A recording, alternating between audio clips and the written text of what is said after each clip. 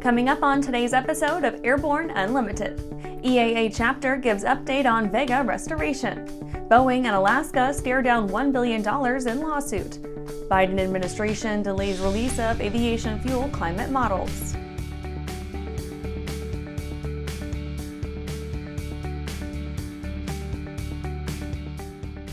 Welcome to Airborne Unlimited. I'm your host, Holland Lee.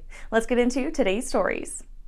EAA chapter gives update on Vega restoration. JKE Works of Mount Dora, Florida is hard at work bringing a 1929 Lockheed Vega 5C back to life. The rebuilder JKE Works has completed its fair share of restorations in its time, with the company recently handed down to its second and third generation owners.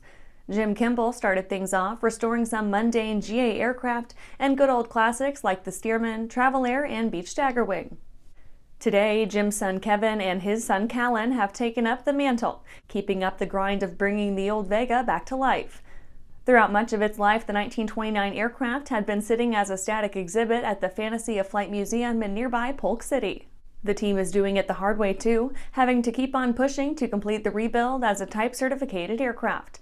That means everything has to meet the original Lockheed spec, no shortcuts through turning it into an experimental. To find suitable replacement skins for the vintage Sitka spruce plywood, the Kimballs had to head up north themselves to pick out the constituent elements of their desired plywood, then use that exact lumber to build plywood faithful to the original specification. And after the break, Hartzell rebrands POWERUP aircraft ignition systems. A special night is coming to Sun & Fun's 50th fly-in celebration. Multi-platinum singer Dylan Scott. Out here living my best life, yeah. Dylan Scott with special guest Sarah Evans. Ponytail girl grown up to be a woman, now she's gone in a blink of an eye. Get your tickets now. Be a part of the kickoff celebration for Sun & Fun's 50th fly-in. Gonna fly SNF.org. Well, hello, fellow pilot. I'm John King. And I'm Martha King. You know, we've all had our flying lives disrupted lately. Well, King Schools is here to help you stay up to date with courses that you can access on your desktop, iPad, or iPhone. If you'd like a refresher or just want to expand your aviation horizons, we have a course for you. So head over to kingschools.com/rusty today for details.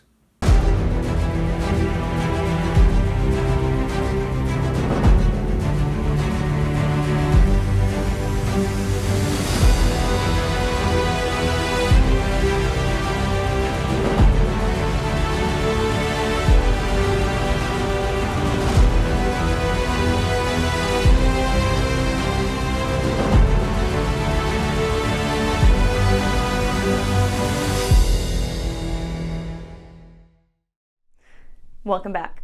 Now let's take a trip around the patch for some shorter stories. Hartzell rebrands POWERUP aircraft ignition systems. Hartzell Engine Tech has completed a rebrand and refresh on its line of POWERUP aircraft ignition systems, with the new models in full production swing for immediate sale. Hartzell's engine arm acquired the brand in 2023, building on its collection of historic aviation names like Janitral Aero, Fuelcraft, Plane Power, SkyTech, and Aeroforce turbocharger systems.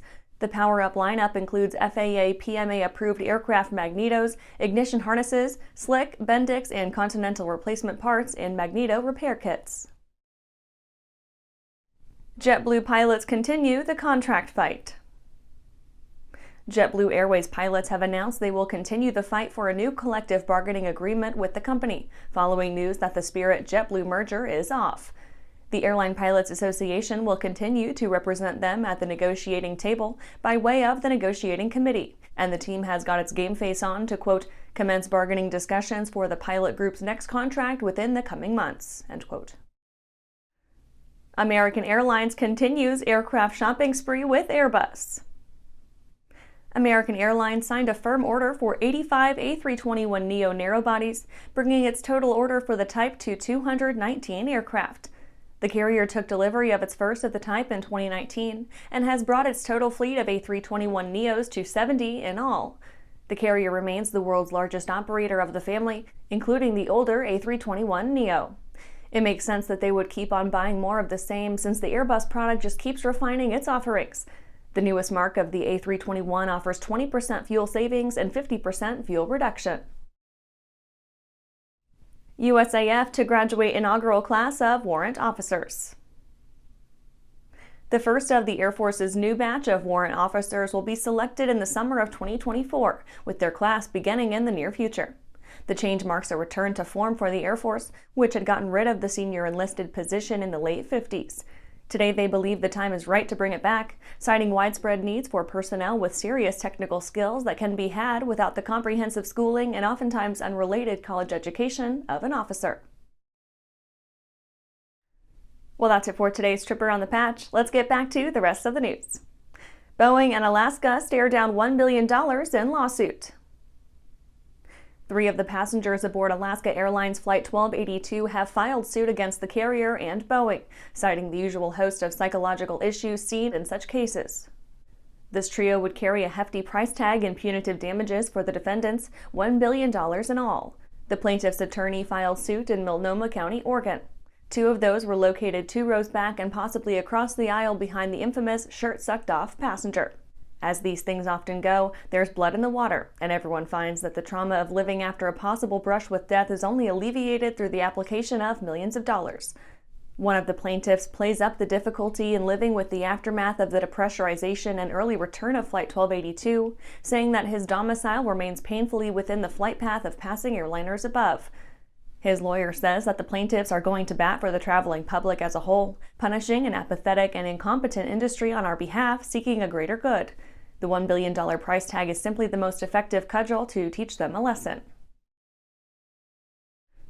And after these messages, Biden administration delays release of aviation fuel climate models. For 15 years, the Aero-News network has provided live coverage of the annual Aircraft Electronics Association Convention and Trade Show, and we are pleased to do so again this year. Join us March 19th at 8:30 a.m. Central for the AEA opening session and exciting new product introductions, and then again on March 20th and 21st for in-depth interviews with the newsmakers in the avionics industry, live from the exhibit hall floor at airborne-live.net.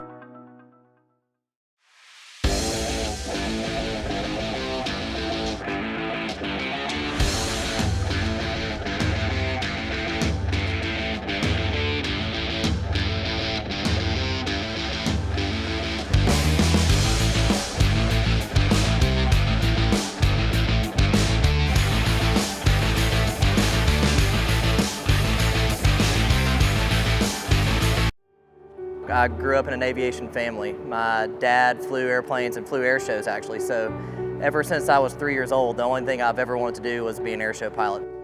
It's cliche, but I get to live my dream every single day. I'm currently using the Hartzell Talon, the new aerobatic propeller. It's increased the performance of the airplane. It's made the harmonics balance throughout the airplane so much better. By far the best aerobatic propeller that I've ever flown behind.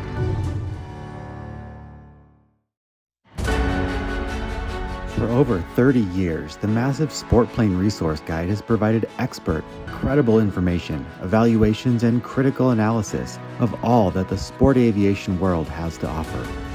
The all-new digital Sport Plane Resource Guide is coming with extensive multimedia features that are constantly updated, an even more comprehensive online guide to all things sport aviation.